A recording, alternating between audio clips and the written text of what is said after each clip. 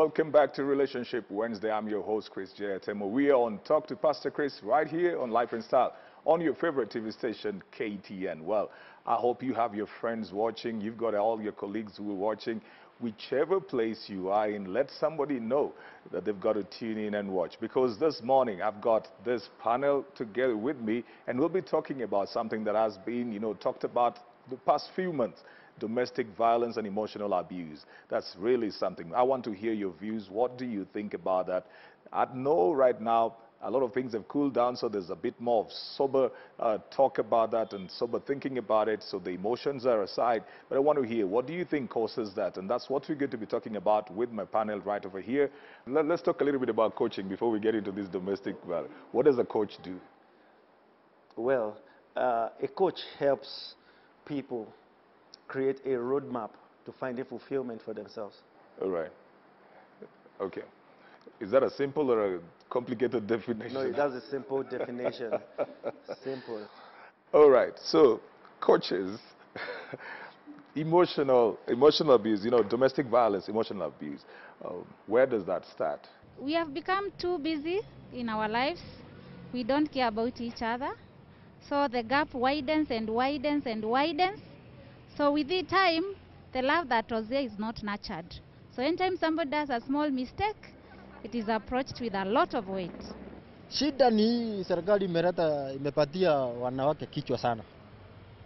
Wamejaribu kukua, yani wanataka kukua wakubwa kwa nyumba kuliko mwanaume. Hata Biblia haijasema ni mwanaume mgani aheshimiwe na bibi fulani. Like my friend, one day we were with him somewhere sitting, taking the normal stuff, if I say stuff, all of a sudden, there's something in him which just came and said that he's going to chase away his wife. And when he was asked, it was because of the wife was conned, some money because of employment. And if you see that, I knew, okay, from there, I realized that non-employment of the couples is a problem also that causes stress. I think it starts from the individual, from the abuser, and it has feelings of power, the desire of power over another person. So it may be, it may start in very subtle ways, in ways that the person being abused may not be aware that it is abuse. It may be shouting, it may be browbeating in conversation. It could be any of those situations where a person is made to feel less than they are, and then it would then escalate to physical abuse. You spoke about it starts with the individual. So maybe I will ask, what is this that makes this individual want to feel more powerful than the other person?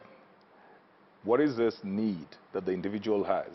Because I may be exercising that, I may be a bully to somebody else, but what is this need that causes me to feel like I need to be a bully to somebody else?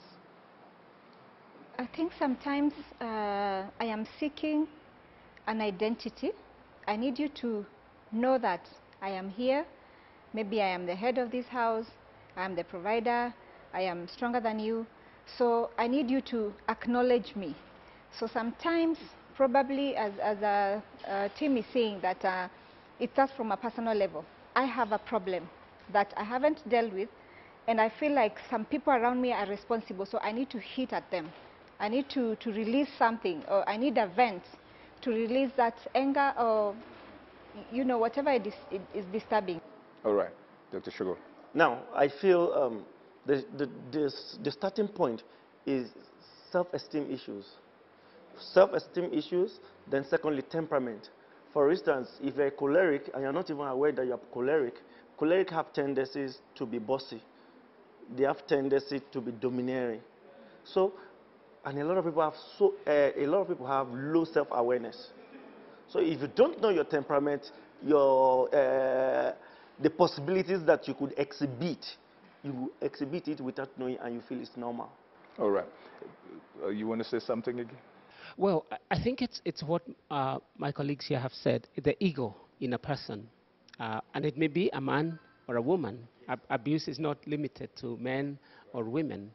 The ego, the expression of the ego, if we have not learned to express ourselves and express our ego properly, then we express it improperly. And the way to do it is to turn to the other person. If we cannot hold our own, then the thing is to reduce the other people so that they are below us. And we feel satisfied when other people are subservient to us, when they are powerless. That is the mindset of an abuser. All right. Dr. Shogo talked about, personality traits and temperaments. Like, if I'm a choleric, then I will want to be a bit more domineering. Some of these people that would have low self-esteem, as Milka would say, don't you think that they also have been victims of abuse while growing up, emotionally, mentally? So they think that is the same way you treat everybody else? Could environment have played a role? Oh, yes, and they may not even be aware what abuse is. A lot of them are victims of abuse. They have been abused. Remember what used to happen in high school. One is abused in Form 1, and they get to Form 2, and they abuse someone else, and it looks very normal. This is what was done to me. I'm going to be doing it to someone else. They have observed, if it's men, they have observed their fathers abusing their mothers. If it is women, they have witnessed their mothers abuse their fathers. So they may actually not be aware. But the other interesting thing is the abused person may actually not be aware that they are being abused. It may be normal to them. They may take, if a husband shouts, if a boyfriend shouts, it's a normal thing. If a mother shouts at her children, it's a normal thing. All right. Because I was going to come to that, I was going to come to the element of the child. Like, maybe I'm abusive in my 40s, but I was being shouted down at when I was 5 or 7 or 10 or 15. So I've grown up just thinking that that's how life goes. When a child is treated in a certain way, aren't they becoming a potential abuser? They do. And theories of growth in psychology tell us that personality and temperament are built quite early in life. Some people say as early as 3, others say as early as 5, and the longest says 7 years. So by that time, we are pretty much formed in terms of our personality and in terms of behavior, and it will be very difficult to change. So by the time we come up as grown-ups, we've also become bullies. Those who will be abusers have also become bullies on the playground. So by the time we become abusers, we may be pretty much unaware that we are, or it may be the common way of getting people to do things. We don't know how to negotiate. We have to beat somebody in order to achieve what we want them to do. When it comes to relationships, should somebody, during courtship, sometimes people check out, what is their financial status, they check out different backgrounds. Should people be checking out personality traits? Yes, I think it is very, very important for people to check out personality traits and behaviors, and some of these things you can get from probably the friends that have grown with this person that you are relating with, either a cousin, a neighbor, any contact that can be able to give you information about this person.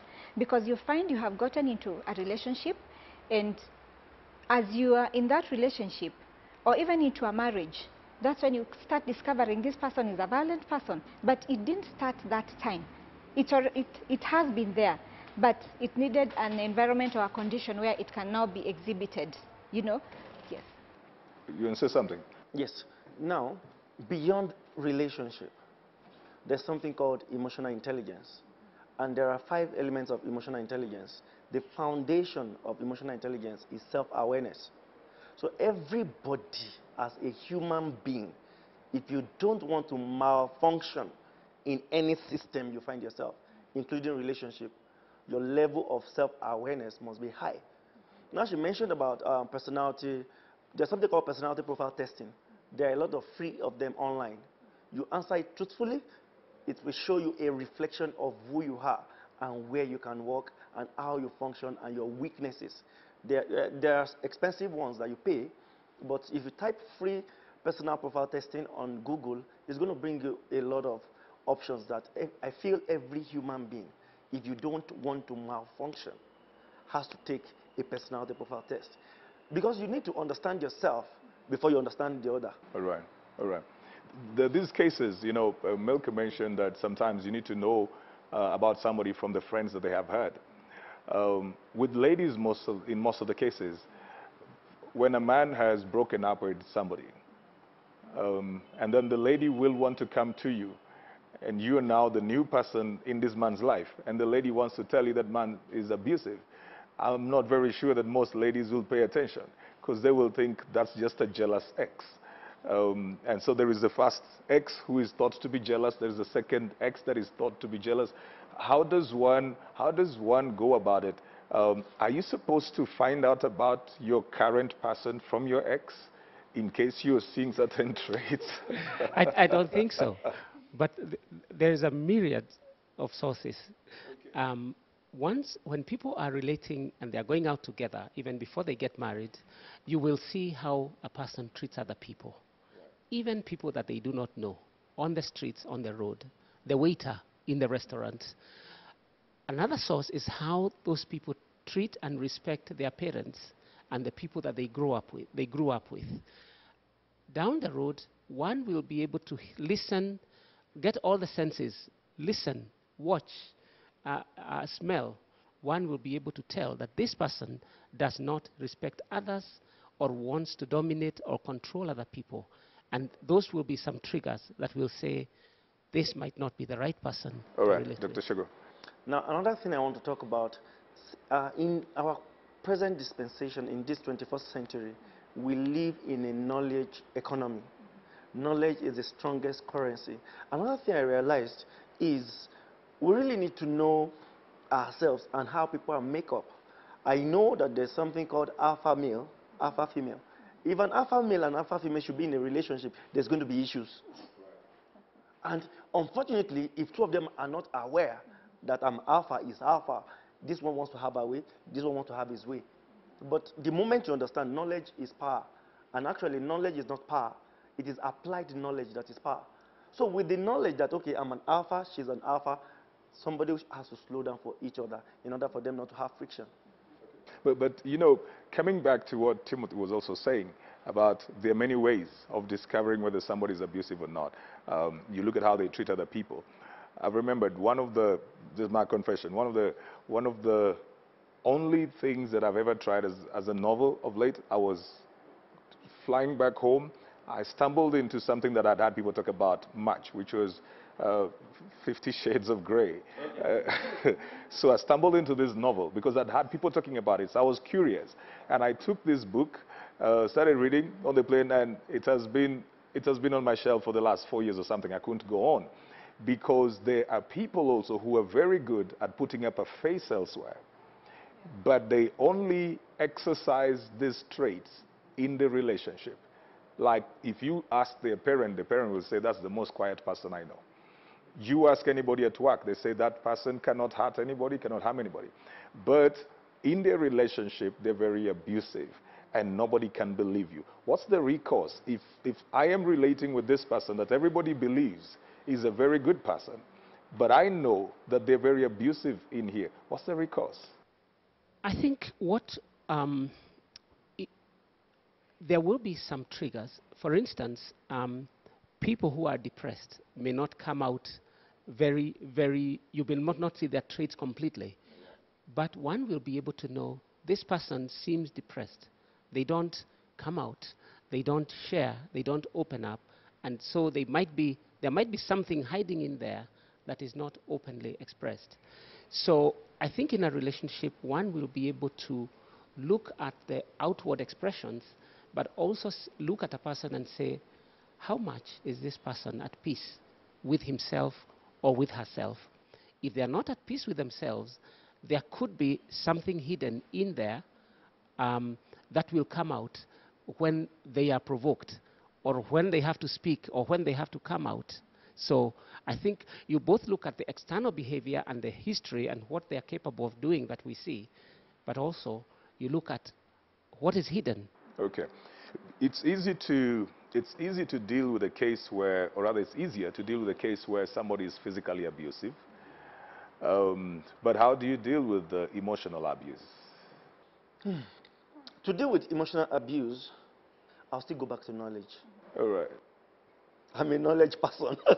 You see, there's something called assertiveness. What you will not tolerate, don't permit. Or what you will not permit, don't tolerate. So every individual, you need to be able to stand up for your right. The first day, your boyfriend, your husband shouts at you, hey, you didn't say anything. But if you say, honey, I don't like it, please pass your message across to me peacefully. I wake up like, but you keep quiet from shout to scream, from scream, you know. So it's like when you say nothing, you're enabling them, right? Yeah. Now, it empowers them when you keep quiet. When you stand up for your right, which is what is called being assertive. Unfortunately, a lot of people could be passive in their relationship, all in the name of, I don't want this relationship to break. Right. And then that's where it starts, right? The abuse. Yes. Okay. It starts with people feeling like, I don't want to lose the relationship. Yes. And you take what you will not naturally take or you are not happy with. All right. So you tend to keep quiet. You tend to even protect this person who is abusing you. So that the public or even the close people don't know about it. But at the end of the day, you are empowering this person to keep abusing you. If it is physical abuse, they'll keep doing it. If it is verbal abuse, they'll keep doing it because you have submitted yourself to that. Right. While somebody is dealing with this, at what point then am I supposed to raise the red flag? Immediately it happens. The first time? Yes. Once incident of abuse is too much. Okay. And the other thing is that a lot of bullies, whether in relationships or in school or at work, they have never been confronted. And once you confront, they are actually shocked. I remember in my previous workplace confronting someone who I saw as a bully. And because he would get his way with everyone, including myself, the day I stood up and said, no, I am not going to receive or accept or tolerate that treatment from you. We respect each other. We work together. He was shocked. That's what Dr. Shoga is talking about as assertiveness, right? Assertiveness. Right. Being assertive and not accepting and saying that abuse once is one too much, one too many. In the African context, I need to just bring it there. Sometimes you find there's a wife, for example, she's got 4 children over here. She really wants to see her children doing well, go to school and grow up. And then she, at that particular point, may not be empowered financially. And the man is taking care of all of them. And he is abusive. So she's thinking, if I get out of this, I don't want to leave my children. If I get out of this, my children will suffer. So I need to stay in here for my children. For the sake of my children. Is that valid? But the truth, permit me, sir. Right. The truth is, the abuse started before the 4 kids arrived. So it could have been curbed before babies started coming. Abuse is gradual, it's not instant, it's not overnight. So before it gets to, I'm staying in this because of my kids, nip it. And she becomes a martyr. One does not need to become a martyr. I think that now, in terms of practical, helping someone, say a lady who is being abused by her husband, she doesn't have to storm out. There are ways of trying to deal with the problem. There are ways of raising the awareness of the husband. But there are also ways of helping her to disengage in a way that she will continue coping after that is over. All those are options. What do you mean disengage? Well, if there is physical abuse, if one's life is in danger, or one's emotional health is in danger, really, and nothing is being done or can practically be done about it, one needs to separate. I do support that kind of separation. But now, if this lady is very dependent on the man, The question is, where does she sleep tomorrow? Where does she get her groceries from tomorrow? Those are practical details that can be worked, but one does not need to endure 20, 30 years of abuse. That can be dealt with. Right, you want to say something? Yes, please. Then also, I don't know, it's an African thing. In developed countries, it's not like that. Seek professional help when you need to. There are certified counselors, there are certified coaches, there are certified psychologists that can help, that can provide solutions. But a lot of times, people decide to seek a professional help when it's almost fault. And that is the few who would, right? And that's the few who would. There's something also about when it comes to things like abuse in the African setup, we're not very open. Yes. That's where I'm to saying. talk about that, Yeah, right? that's what I'm saying. Yeah. So you want to protect, you keep it secret until it becomes a matter of life and death. Sometimes even the abused, they feel guilty for being abused. Yes. So they think if I come out and say I'm being abused, they're Are they also stigmatized? Yes. Yeah, Or and they- I'm the cause, you know. Yeah. And sometimes I also think like you may go even to family, like maybe to your father-in-law, to your mother-in-law, and they don't support you. Why? Because they feel in marriage these things happen. In fact, they're taken so lightly, like, I mean, you are Cultural beating belief. only, You know, you know. I'm thinking about Cultural belief. I'm thinking about a common saying that is said in Swahili, ndoa ni kuvumiliana, Ntwani kuvumiliana. So which you are- means marriage is endurance. endurance, Yeah, which you endure really each other. shouldn't. Is that and it- true? No, no, Marriage it's is not. enjoyment, not endurance. Not endurance, not endurance. Now, what do you do? You brought up something very interesting for me, Milka, because there are people who are abusive and they also know how to manipulate, like the family. So I abuse you, but then I know that I always send money to your father. I buy all his drinks and everything. So your father doesn't want to lose what I provide. So he keeps on sending you back to me. Just stay over there. I'll talk to him. He's a good man. I'll come in and say sorry. And what do you do? Now, there's two kinds of people. The one that is manipulating, he buys off everybody that you could report him to. And the one who keeps on saying sorry, but goes back into what they were doing. What do you do with this? Let me talk with the enabler, the one who enables abuse to continue. And it may be the abused person himself, herself, or himself, or it may be a family member or people who want to keep it within limits so that other people do not get to know. And dealing with enablers is important. And the way to do it is sometimes to get open about what's going on. If the people meant to protect, you are not doing it. If the people meant to raise the red flag are meant to shout, are not calling out, if those who are supposed to call out the wrong are not doing it, then one needs two ways. One can go for help, professional help, and get advice or help on how to deal with it. But the other one is actually to become more open about what is going on so that they no longer have to enjoy the beer for enabling the abuser or whatever it is that they get. But openness is a good thing. And also to have a group of people who are close to one, to be a member of the society, so that if members of that society that you belong to notice that something is wrong, they will be open and frank enough to tell you, where did this scratch come from? You've raised up something very, very key for me, because I think most abuse happens in isolation. In isolation. Most of the time, right. they don't want to be part of people, Yeah. right? Yeah. So when you see somebody begin to disconnect from everybody else, that should be something to worry you. It's a red flag. They don't want you to see your family. They don't want people coming around. They don't want you to talk to other people. It begins even right there, like with control. Yes? You want to say something? Okay. Now, how does it get to the place where, in the recent months, we've seen, and people thought, there was this issue of the sponsors, the older men, and then it gets to a place where somebody would kill. But then it's not just the older men who are killing.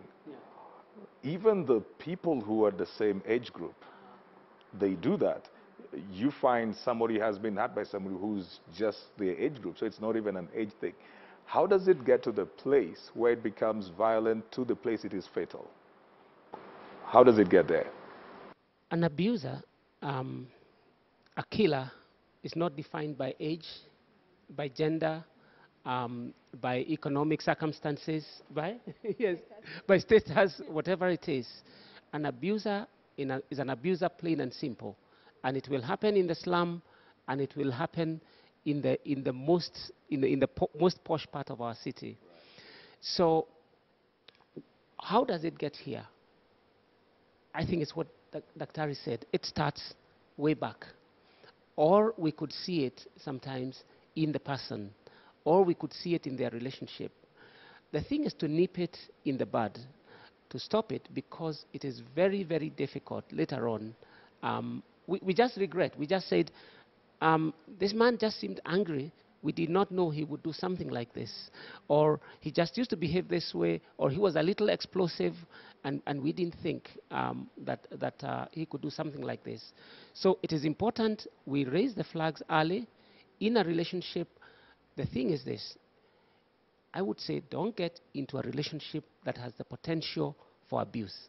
Sometimes there are red flags, we ignore them, and then it escalates with time. Or the person who is a little abusive gets under pressure, under other pressures, or becomes depressed, or has an episode of anger or something, and they hit.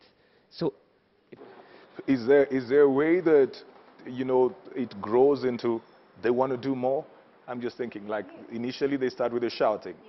Then it graduates. Then It builds up. Yeah, It builds up. so they keep And on feeling they want to do more. Up, the more your conscience becomes dead. Now, in psychology and in emotional intelligence training, there's something called TFA map. Now, the TFA map is T plus F is equals to A. The T is thought. The F is feeling, which is then the A, the equals, is action. So ideally, feelings moves about 1 billion times faster than thought. Are you with me? Feelings moves faster than thought. So ideally, feelings are supposed to be sent back to thought before you take action. But when it becomes F is equals to A, feelings straight to action, that's when you get to make, you kill, you stab, because it's just feelings straight to action. You did not process the effect. That's why some of them become sober afterwards, like, I did it. Well, it's when they come to their senses. When they come back to their senses. Okay, okay. I also think in the generation we are in, people are going through a lot of stress, pressure, and they are suffering from depression. And they may not even be aware that they're actually depressed. And I think that's where now professional counseling comes in. In the fear of going to family or to close friends, I would advise go seek counseling, professional counseling, and what talk if to I somebody. cannot afford it? Because You can't afford it? There's the assumption sometimes. Not even read books. There are people you live with. You live with people. You see, there are people who, I mean, even that Google is a strange word to them, and it's a strange Or they may word not to have them. access to that. They may not have access. But there is that friend, there is that neighbor, there is somebody you can talk to. Just speak out, come out and talk it out. Because Now, the more I want to ask you, Milka, because we're just about to wind up, but where is this pressure coming from in this generation? Because you said a lot of us, and it is true that a lot of people are under pressure. Where is this pressure coming from? it's coming from the demands that they need to meet. They have children to pay school fees for. Our parents used to have those demands too. Well, the I demands, think they're just too high. They're just too many. I The mean, traffic jam. comparing, I'm serious. I'm serious. It looks for you know, the peer the pressure. traffic jam, the peer pressure, the pressure to meet up with your standard, work demands, meeting deadlines. I mean, there's ability not so to much manage your time. pushing people. So much pushing people into Are we those. just poor managers of ourselves? It could be that we It's are. part of it, actually. And yes. maybe we don't know how to It is. I think It we're is. poor managers of ourselves. And that's it why is. emotionally we are breaking down. Yes. emotionally breaking down. Because, yeah, The pressure that we cannot be able to manage. So what do we do? are How we do we do? taking more than we should? I think Some are we taking more than they Some are. should, And for some, it's misplaced priorities. Yes, true. Because, for instance, I mean, why be on pressure to pay house rent at the end of the month when it has given you full 30 days? You had enough time to do that, right? It's the same thing with the traffic jam thing that you're talking about, because You could leave early. yes, you know, this is our problem. This is our problem. There's just something about our DNA as black people. If I need to go to the city center, get there by 8, I want to leave the house at 7:40. It's foolishness. So I'm going to be there and I get late, you know. well, while, you know, our colleagues, they'll know the traffic takes 1 hour. So they leave the house 1 hour, 15 minutes early. They stay in the traffic and then they get there In fact, 7:45. you enjoy the traffic, you'll be happy. I think there is something about modernity and obscuring of values. The traditional societies had very, very clear values and very clear requirements. Right now, the amount of information, you know, as a pastor, you are required to have in order to deliver to the modern generation is much, much more than used to be there.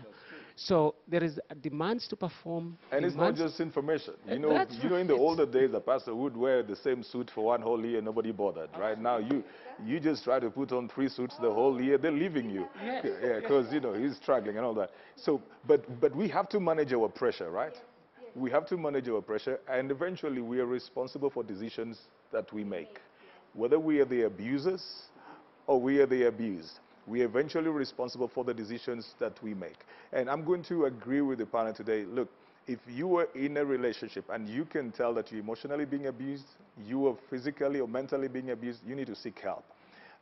You staying in there thinking that, you know, you will look weak, or you don't want people to know that there's a problem with your marriage or relationship is not going to help you. Everybody's going through something.